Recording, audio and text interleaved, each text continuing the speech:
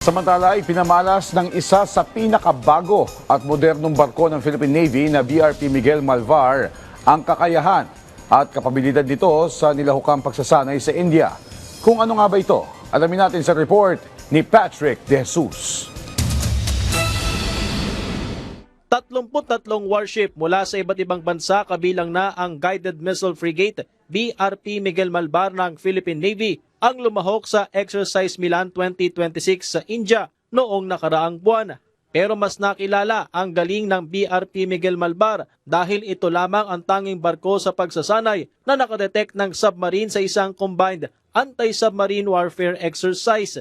Bagamat isa sa pinakabago at modernong barko ng Philippine Navy na kinomisyon sa serbisyo noong nakaraang taon, ang kapabilidad ng mga tauhan ng BRP Miguel Malvar sa pagdetect ng mga banta sa ilalim ng karagatan ang tunay na bumida sa una nitong international exercise. Our systems are not at par yet, not as high-end, not as modern as the other warships, but it was the individual sailor who was very keen on his job to be able to look for differences of sound propagation. And they were able to detect. It is a highlight of the skill of the individual Filipino soldier and sailor.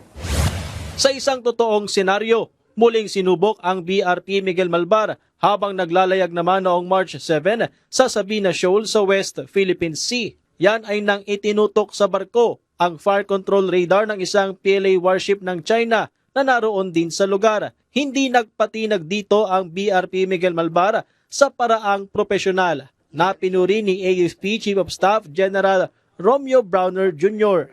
Maganda ang naging reaksyon ng ating mga tropa, no, because we countered their or we challenged that action by China. Kasi pagka parang kanyan parang tinutok mo yung baril mo sa isang tao, no, by that action of China, and we called them out for that.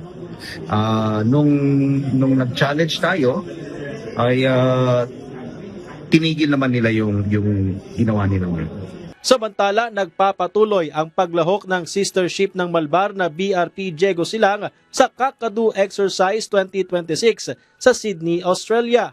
31 barko mula sa 19 na bansa ang kasama sa pagsasanay na tatagal hanggang sa katapusan ng Marso. Patrick De Jesus para sa Pambansang TV sa Bagong Pilipinas.